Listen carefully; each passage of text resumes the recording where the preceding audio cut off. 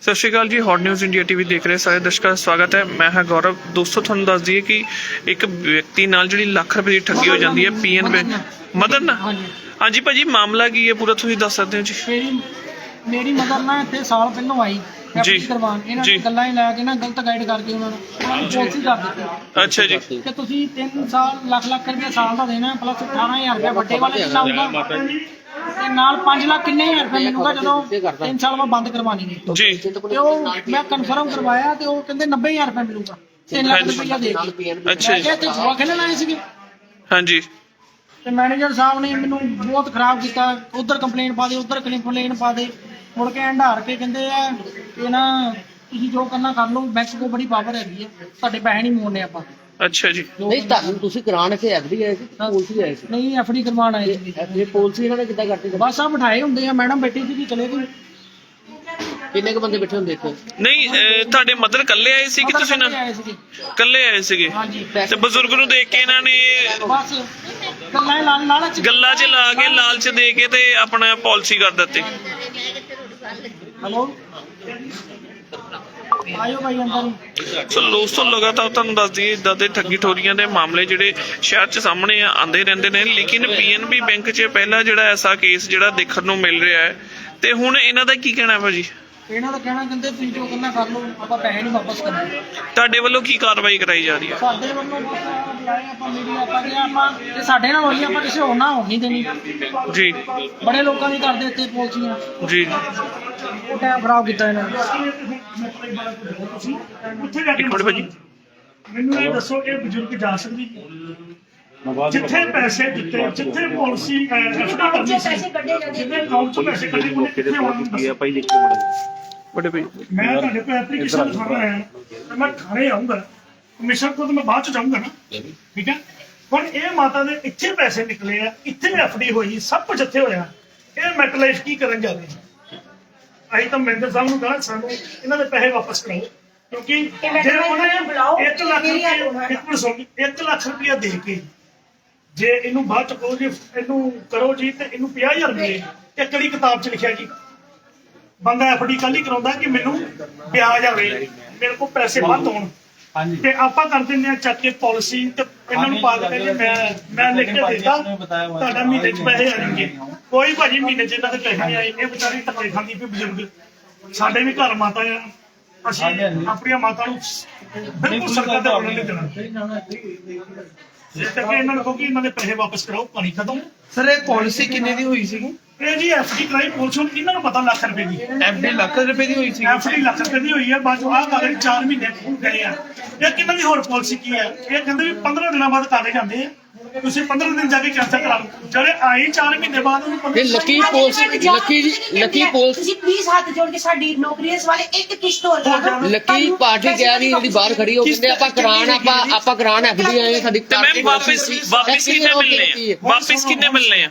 ਵਾਪਿਸ ਕਹਿੰਦੀ ਹੈ ਜੇ ਕੋ ਮੈਂ ਆਪਣਾ ਦੱਸਦੀ ਆ ਪਹਿਲੇ ਤੁਹਾਨੂੰ 2 ਲੱਖ ਰੁਪਇਆ ਮੈਂ 3 ਲੱਖ ਕਰਵਾਇਆ, ਮੈਨੂੰ ਜਿਹਦੇ ਵਿੱਚ ਕਹਿੰਦੇ ਕਿ ਤੈਨੂੰ ਸਿਰਫ ਮਿਲਣਾ 1 ਲੱਖ ਰੁਪਇਆ। 2 ਲੱਖ ਖਤਮ, ਉਲਟਾ ਵਿਆਜ ਮਿਲਣ ਦੀ ਬਜਾਏ ਪੈਸੇ ਸਾਡੇ ਕਿੰਨੇ ਆ। ਇਸ ਹੁਣ ਤਰ੍ਹਾਂ ਮਾਤਾ ਗਈ ਉੱਥੇ, ਇਹਨਾਂ ਨੇ ਭੇਜਿਆ, ਇਹਨਾਂ ਨੇ ਆਪਣੇ ਵੱਲੋਂ ਪੱਲਾ ਝਾੜਤਾ ਜੀ ਤੁਸੀਂ ਇਹਨਾਂ ਨਾਲ ਗੱਲ ਕਰੋ। ਮਾਤਾ ਗਈ, ਉਹ ਕਹਿੰਦੇ ਕਿ ਤੁਹਾਨੂੰ ਰੁਪਈਆ ਮਿਲੇਗਾ 50,000। ਮੈਨੂੰ ਇਹ ਦੱਸ ਦਿਓ ਵੀ ਕਿਹੜੀ ਕਿਤਾਬ 'ਚ ਲਿਖਿਆ ਇੱਕ ਬੰਦਾ ਐਫਡੀ ਕਰਾਉਣ ਆਇਆ ਉਹਨੇ ਲੱਖ ਰੁਪਏ ਦਿੱਤਾ ਉਹਨੂੰ 50,000 ਕਿਸ ਵਜ੍ਹਾ ਨਾਲ ਦੇ ਸਾਲ ਦਾ ਰਿਹਾ? ਵਿਆਜ ਤੇ ਕੀ ਮਿਲਣਾ, ਸਾਡਾ ਉਲਟਾ ਪੈਸਾ ਕੱਟਿਆ ਜਾਂਦਾ। ਅੱਛਾ 1 ਲੱਖ ਦੀ ਐਫਡੀ ਕਰਾਈ ਤੁਹਾਨੂੰ 50,000 ਰੁਪਏ ਦੇ ਰਹੇ ਆ। ਵਾਪਿਸ ਤੁਹਾਨੂੰ ਹੀ ਤਾਂ ਸੇ ਵਾਪਸੀ ਕੱਢ ਦਿੰਦੇ 80 ਲੱਖ ਰੁਪਇਆ ਮਾਤਾ ਦਾ ਲੈ ਕੇ ਜਾਣਾ, ਉਹਨੂੰ ਨਹੀਂ ਮਾਤਾ ਉਹ ਵੀ ਨੂੰ ਨਹੀਂ ਦਿੰਦੇ ਪਏ, ਕਿਉਂ? ਕਹਿੰਦੇ ਮਿੱਟੀ ਸਾਰੇ ਪੈਸੇ ਲੱਖ ਵੀ ਮਿੱਟੀ ਹੈ। ਚਲੋ ਲੈ ਕੇ ਹੀ ਆਵਾਂਗੇ ਫਿਰ। ਲੱਖ ਵੀ ਐਫਡੀ ਮਿੱਟੀ ਦੀ ਹੈ। ਕੋਈ ਰਸੀਦ ਵਗੈਰਾ ਹੈਗੀ ਸਲਿੱਪ?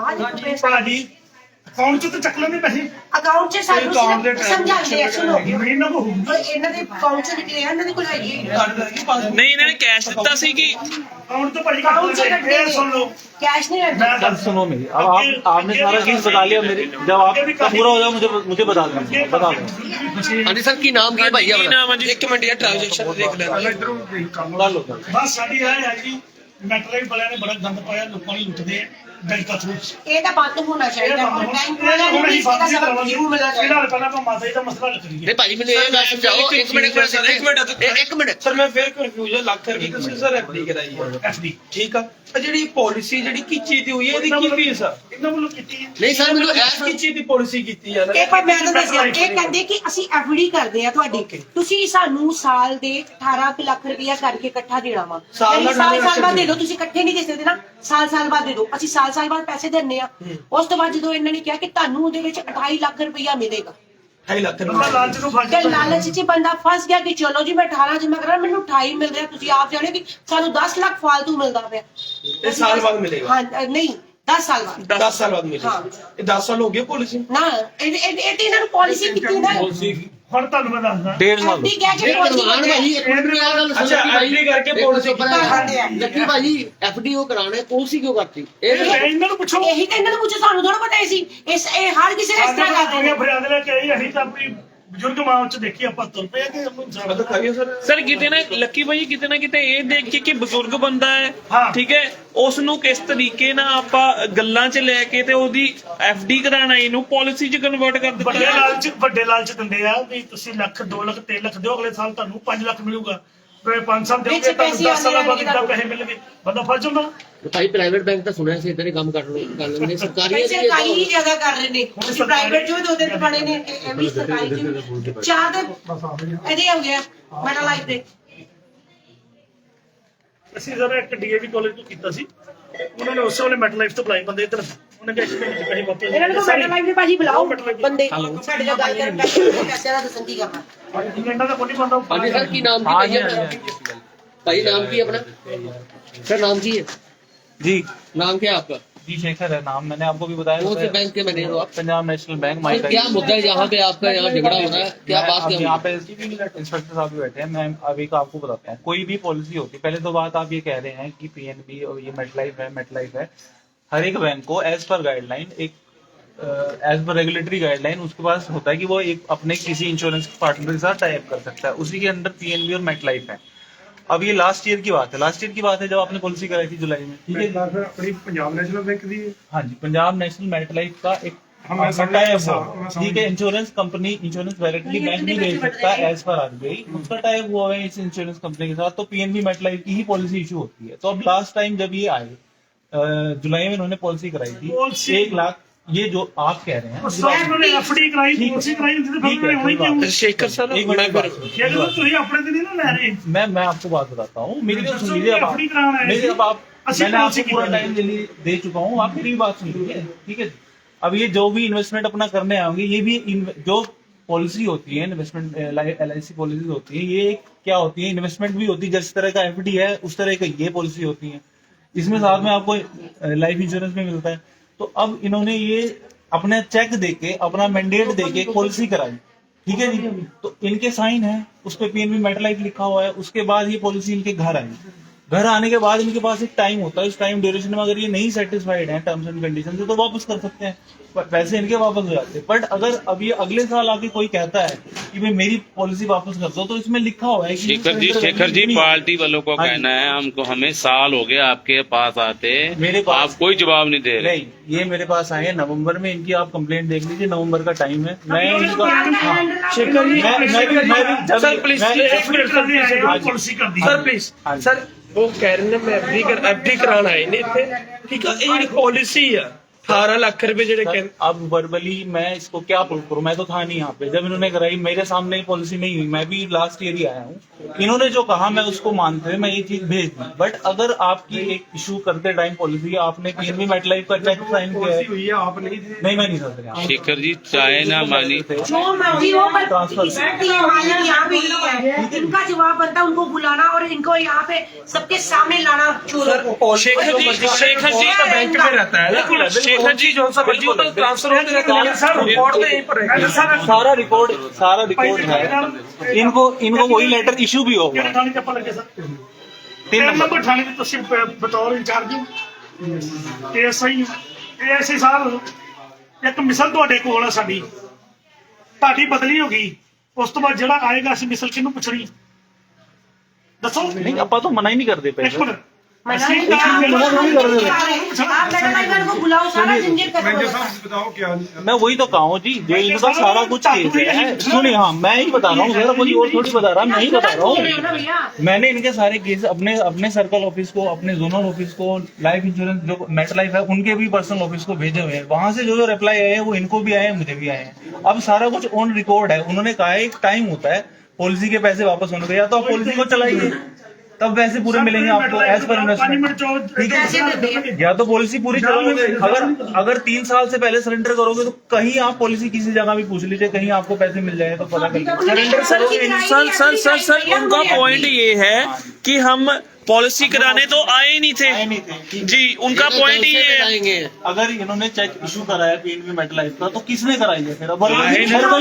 चाहे तो चाहे गलती बैंक की, आप कहते हैं आप नए आए हो, आपने साइन किया पीएनबी मेट लाइफ के। अब सारा कुछ आपसे पहले मैंने पे सब कुछ साइन करके जाओगे। मैनेजर साहब सुन लो, आप कैसे कह सकते हो? एक मिनट जी, ਤੁਸੀਂ ਮੈਨੂੰ कहता संधू साहब आ ये नवी स्कीम मैं ਤੁਹਾਨੂੰ ਸੈਂਡ ਕਰਕੇ ਦੇਤਾ, ਮੇਰਾ ਫਾਇਦਾ ਹੋ ਰਿਹਾ। ਇਹ ਤੋਂ ਬਾਅਦ बस ऐसे ही ना साइन नहीं करवाने हैं, बिल्कुल क्या कहते हैं। सर ठीक है, यही नवी पॉलिसी करनी होवे डीजीएम साहब ਨੂੰ ਮੈਂਟਲੇ ਬਣੇ ਹਾਂ ਜੀ, ਮੈਂ ਕਰਤੀ ਪॉलिसी ਮੁੰਡਾ ਫਸਾ ਲਿਆ ਮੈਂ।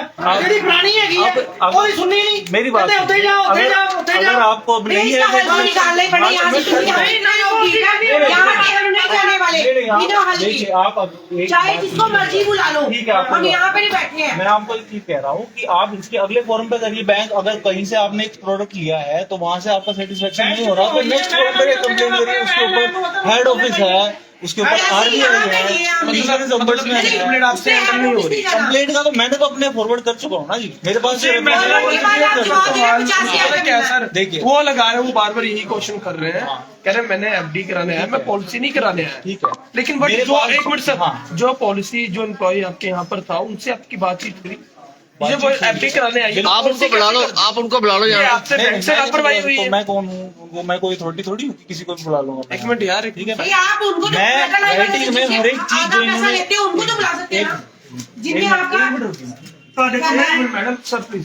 मैं आपको ये कह रहा हूँ कि इन राइटिंग जो इन्होंने मुझे दी कंप्लेंट, मैं अपने हायर ऑफिस को, मेटलाइफ के ऑफिस को, सबको भेज चुका हूँ। जो रिप्लाई है उनको शेयर कर चुका हूँ। अगर ये नहीं हो रहा अभी भी सेटिस्फाइड तो आप फर्दर करिए, और फॉर्म भी तो है।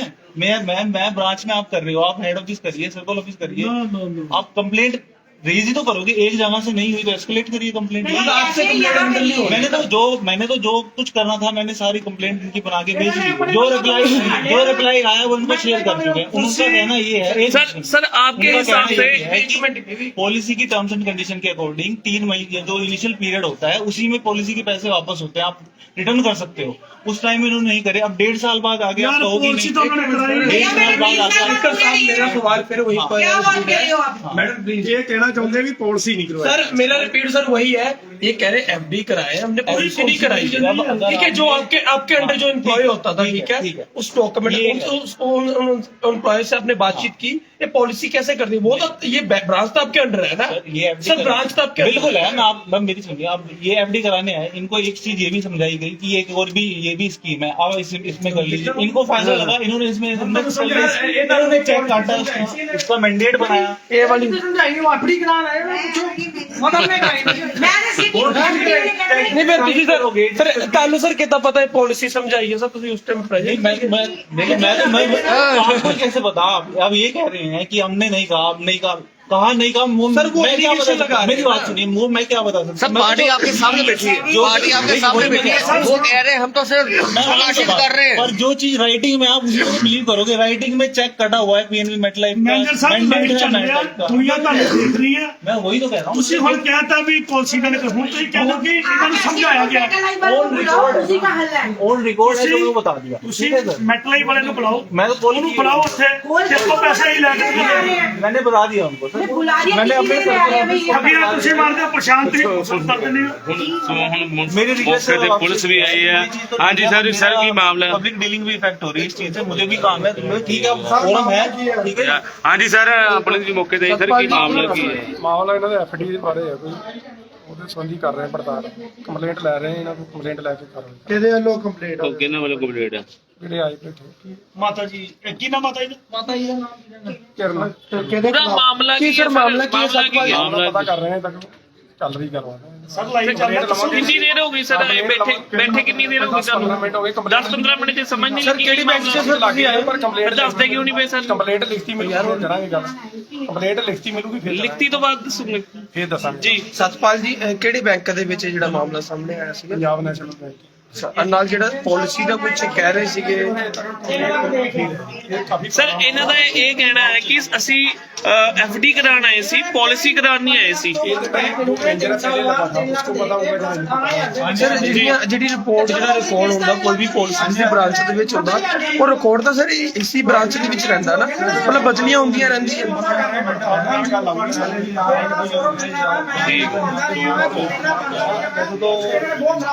उन्होंने भी कॉल की थी जो कि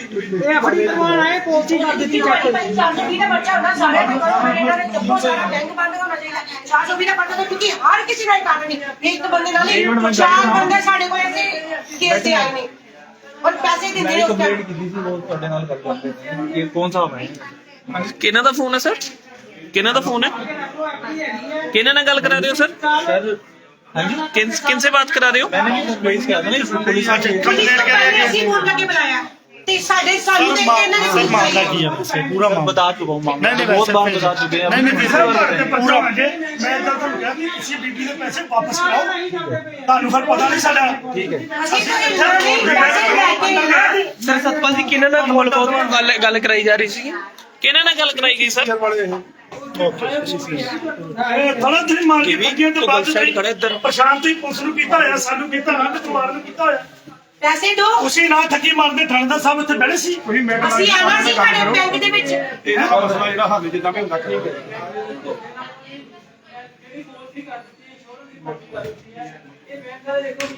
ਚਲਾਇਆ ਪਰ ਮੈਨੇਜਰ ਡਿਵਾਈਡ ਕਰਨੇ ਮੈਨੇਜਰ ਸਾਰੇ ਜਿਹੜੇ ਇਨੋਸੈਂਟ ਲੋਕ ਨੇ ਜਿਹੜੇ ਮਾਸੂਮ ਲੋਕ ਨੇ ਜਿਨ੍ਹਾਂ ਨੂੰ ਨਹੀਂ ਪਤਾ ਉਹ ਆਪਣੀ ਐਫਡੀ ਕਰਾਉਣ ਆਏ ਤੁਸੀਂ ਉਹਨੂੰ ਇੰਸ਼ੋਰੈਂਸ ਕਰਵਾ ਰਹੇ ਹੋ ਸਿਰਫ ਆਪਣੇ ਛੋਟੇ ਜਿਹੇ ਇੰਟਰਸਟ ਵਾਸਤੇ ਆਪਣੇ ਇਲਾਜ ਵਾਸਤੇ ਤੇ ਮੁੜ ਕੇ ਕੰਪਲੇਨਾਂ ਪਾਈਆਂ ਮੈਂ ਆ ਦੇਖੋ ਜੀ ਉਹ ਵੀ ਕੋਈ ਸੁਣਦਾ ਨਹੀਂ ਪਿਆ ਕੋਈ ਕੰਪਲੇਂਟ ਪਾਈ ਹੈ ਇਹਨਾਂ ਨੇ ਮੁੜ ਕੇ ਮੈਟਲਾਈਨ ਕੋਲ ਕੰਪਲੇਂਟ ਪਾਈ ਹੈ ਮੁੜ ਕੇ ਇਹ ਕਹਿੰਦੇ ਲੱਖ ਰੁਪਏ ਆ ਜਾਊਗਾ ਤੁਹਾਡਾ 15 ਦਿਨਾਂ ਵਾਪਸ ਜੀ ਸ਼ਰਮਾ ਜੀ ਮੁੜ ਕੇ ਇਹਨਾਂ ਨੇ ਬੁਲਾਇਆ ਕਹਿੰਦੇ ਬੈਂਕ ਪਾਵਰ ਦਿਖਾਊਗਾ ਆਪਣੀ ਤੁਹਾਡੇ ਪੈਸੇ ਨਹੀਂ ਵਾਪਸ ਪਹਿਲਾਂ ਜੋ ਕਰਨਾ ਕਰ ਲਓ ਸਰ ਇਹ ਗੱਲ ਕਿਹਨਾਂ ਵੱਲੋਂ ਕਹੀ ਗਈ ਹੈ ਇਹ ਮੈਟਰ ਜਵਾਬ ਆਇਆ ਵਾ ਜਵਾਬ ਕੀ ਆਇਆ ਜਵਾਬ ਇਹਨਾਂ ਨੇ ਇਹ ਹੈ ਕਿ ਆਪਾਂ ਨਹੀਂ ਪੈਸੇ ਦੇਣੇ ਤੁਸੀਂ ਜੋ ਕਰਨਾ ਕਰ ਲਓ ਕਿਤੇ ਕੇਸ ਲਾਣਾ ਲਾ ਦਿਓ ਐਫਡੀ ਐਫਡੀ ਕਹੋ ਭਾਈ ਸੋਚ ਨਹੀਂ ਰਹੀ एफडी बोलो मैनेजर साहब गलत बोल रहे हो आप एफडी बोलो जो करवाया वो ही बोलो आपकी बाइट देंगे sir Sharma ji last side आइए इस साइड लास्ट ईयर ये पॉलिसी हुई थी उसी के बाइट देने दो उनको बाइट आपकी बात पॉलिसी के अंदर लास्ट ईयर एफडी करना ही इन्होंने एक पॉलिसी कराई थी ਭਾਈ ਆਪਾਂ ਵੀ ਨਾ ਕਰੀਏ ਲਾਈਵ ਤੋਂ ਵਿੱਚ ਲਿਆ ਰਿਹਾ कंडीशन पॉलिसी में होगी उसी के अकॉर्डिंग वापस तार पे छड़ दे यार वही ਯਾਰ ਵਿੱਚ ਲਿਆ ਹੁੰਦਾ ਵੇ ਲਾਈਵ ਦੇ ਵਿੱਚ आपने पॉलिसी करी थी इन्होंने एफडी के लिए बोला जैसे वो बोल रहे हैं सर देखिए अब बात है ना जो चेक काट के दिया शर्मा जी माइक तले बढ़ जा रह गई माइक बड़ा है पॉलिसी पे इनका सब कुछ लिखा हुआ है चेक के थ्रू पेमेंट हुई है सब कुछ इनका मैंडेट साइन है एक वीडियो बनाई हुई है वो जो उसके पीन में उसमें मैंडेट इंश्योरेंस हाँ जी बताइए वो मासूम है इस मामले में जांच नहीं है अपने डिपॉजिट करवाने के लिए भी बोल रहे हैं ठीक है आपके ब्रांच मैनेजर ने उनको जो कौन से पहले मैनेजर आपसे पहले जिन्होंने करी थी मेरे से पहले मिस्टर सैनी जी थे मिस्टर सैनी जी थे सैनी जी को उन्होंने बोला कि हमने डिपॉजिट करवाने के लिए आए ठीक है ठीक है जी ठीक है जी आपने उनको डिपॉजिट करने की जगह आपने जो है उनकी इंश्योरेंस कर दी ठीक है। जो एलिगेशन लगा रहे ओके ओके उसमें उसके विषय में आपका क्या क्या वर्षा आप इस फाइल में क्या कहना चाहते हैं मैं ये कहना चाहता हूँ आपको कि कोई भी जब पॉलिसी होती है ना सर तो उनको पॉलिसी के बारे में बता के और ये बताया जाता है कि पॉलिसी ऐसा कहीं नहीं लिखा जाता कि FD है। और वो एक प्रोसीजर है कि जिसमें वो चेक काटते हैं ਬੰਦ ਕਰਾ ਕੇ ਉਠਾਂਗੇ ठीक है पीएनबी मेटलाइफ लिख के चेक काटा हुआ उसमें मैंडेट है एक वीडियो बन पॉलिसी इशू होती है तो वो सब कुछ हुआ हुआ है वो सब कुछ ऑन रिकॉर्ड ऐसा है सर आपका नाम क्या है? मेरा नाम शेखर है शेखर जी बात ऐसी है, प्राइवेट बैंकों में ऐसी चीटिंग होती थी आगे। अच्छा जी। आदमी अपनी डिपॉजिट करवाने आता था, उसका कुछ हो जाता था। ये नेशनल बैंक में ऐसा नहीं होता था। अगर ऐसा हुआ है तो ये अच्छी बात है। ऑन राइटिंग है सब कुछ। हमने तो अब अगर आप किसी प्रोडक्ट से नहीं सेटिस्फाई तो उसके नेक्स्ट फोरम पे जाके आप कंप्लेंट करो, नेक्स्ट फोरम पे आप कर लीजिए। यही हो सकता है। अब मैं तो इनके भी मेटलाइफ के भी एग्जीक्यूटिव है, उनको भी बुला रहा हूँ। जो पॉलिसी में कुछ अगर इनको ऐसा लग रहा है वो भी इनसे डिस्कस कर लेते हैं। उसमें आपको लगता है कि इसमें नेग्लिजेंसी आपके किसी स्टाफ की रही है किसी स्तर पर? मानते सर हर एक चीज ना ऑन रिकॉर्ड होती है बैंक में। कोई भी चीज बिना रिकॉर्ड के, कोई डॉक्यूमेंट के कोई भी काम नहीं होता है सर। तो वो सब कुछ रिकॉर्ड है हमारे पास। आप ये प्रोड्यूस करेंगे, कोई बात होगी तो प्रोड्यूस कर देंगे। अच्छा, मतलब आप अपनी नहीं कोई बिल्कुल कोई नहीं।